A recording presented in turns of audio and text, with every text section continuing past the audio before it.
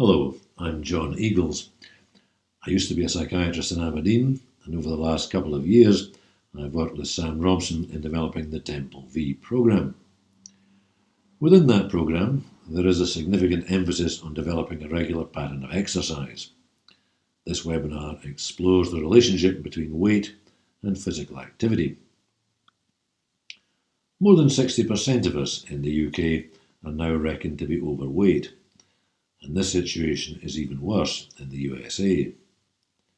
The reasons for this continue to be debated, with probable contributions from increased portion sizes, dietary changes, and advertising pressures from the food and drinks industry.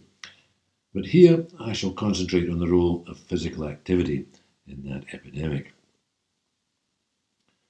An American researcher concluded that among working adults, calorie consumption has not changed a lot since the 1960s, but the working environment now is very different.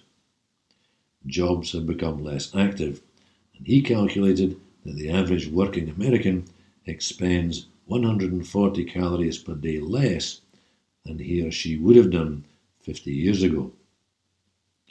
Work has generally become less manual and active, and steadily more sedentary. This links to our leisure time activities, or the lack of these. We now spend more time sitting, watching TV, interacting with computers or phones than ever we did before, and the amount of time a person spends sitting each day is linked to weight gain. An influential Swedish study followed people up over a 30-year period and demonstrated that physical inactivity during leisure time was decisively linked to weight gain. Hardly surprising, you might say. I won't talk further about weight gain and physical activity, but will focus on weight loss and weight loss maintenance. What about the role of exercise when you are actively slimming down at a reasonably fast rate? And here I'm talking about the weight loss stage of Temple V. People who try to lose weight through exercise alone, while not changing their diet, are likely to be unsuccessful or just to lose weight at a very slow rate. The accepted formula is that weight loss is generated 80% by dietary change and 20% by exercise. So, we don't advocate at this early stage of the Temple V programme a high level of physical activity, but continuing to be physically active will clearly be a help. We're talking about moderate aerobic exercise, anything from walking, jogging, golf, swimming, cycling and so on. This will help to burn fat during the weight loss. Excessive aerobic exercise, on the other hand, may lead you to feel weak, wobbly and light-headed. So, we would advise gentle to moderate physical activity. We don't advocate a lot of resistance, strength-building exercise during the weight loss stage of Temple V. I'll come on to the desirability of increasing muscle mass later, but you need carbohydrates to build muscle, and so we advocate that focused resistance exercise is delayed until the stabilization stage of the program, when carbohydrates are beginning to be reintroduced into the diet. It's once someone has reached or nearly reached their target weight that physical activity becomes really important. One well-designed American study of 200 overweight women put them all on a diet and on an exercise regime. After 2 years, the most striking difference between the women who had successfully managed to keep off 10% of their original weight and those who had not was the maintenance of regular exercise among the successful women. Once you have successfully slimmed down, the amount of exercise you take is the best predictor of whether or not you'll stay slim. One interesting little finding is that women who had some home exercise equipment in that study were more likely to keep off the lost weight. And presumably this is because it's just easier to do a little bit when there's not time to go out for a walk or go to the gym. So, how does exercise help to lose weight and keep it off? Obviously, exercise burns calories that might otherwise be deposited as fat tissue, but here we are talking about aerobic exercise. Interestingly, if you exercise aerobically in the morning on an empty stomach, you are more likely to burn fat than if you exercise later on in the day. I shall come back to the different types of aerobic exercise later on. Resistance exercise or strength training is also important. This builds muscle mass, which in turn raises our basic metabolic rate. Raising our basal metabolic rate means that we can eat more calories without gaining weight.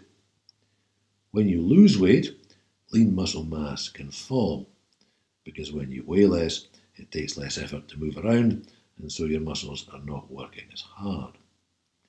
Strength training reduces the likelihood of this because you are making the muscles work hard.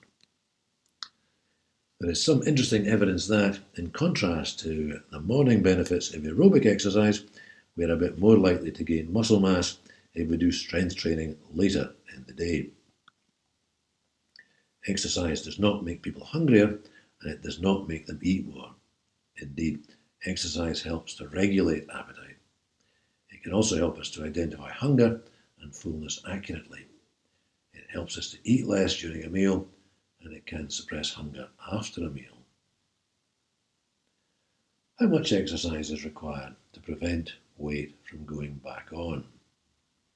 It's a fair bit, but actually not an unmanageable amount. Studies of successful weight loss maintenance have calculated that a weekly expenditure of 1,500 to 1,800 calories will suffice. So that is 200 to 250 calories per day. It is best to go for a combination of strength training and aerobic exercise. A half-hour session of strength training on its own will easily exceed your daily requirements for calorie burning. And what about the different types of aerobic exercise?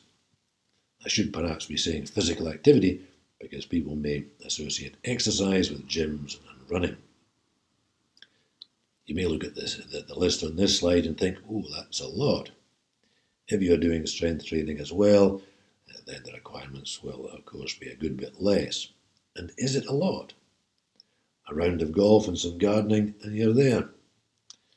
The crucial thing is to find an activity that you enjoy, because then you're more likely to persevere and incorporate it into your regular routine. How long do we need to persist to maintain a steady weight? For a long time is the answer to that. But bear in mind that if you can keep the weight off for 2 years, then there's a significantly higher chance that the weight loss will endure. Crucially, you need a regular routine. Don't let it lapse. Work it into your daily life. And just as crucially, find physical activities that you enjoy. Make it fun and not a drudgery. And just a quick plug for dogs here. Dog owners are statistically slimmer than people who don't own a dog. One study found that dog owners walked on average 22 minutes per day more than those people who don't own a dog. So, to summarise, exercise helps people to lose weight, but dietary change is more important. It is when the weight has been lost and the focus is on maintaining this weight loss that physical activity is most crucial. Simplistically, aerobic exercise burns fat, while resistance exercise builds muscle, so they are both important. Physical activity needs to be a long-term commitment.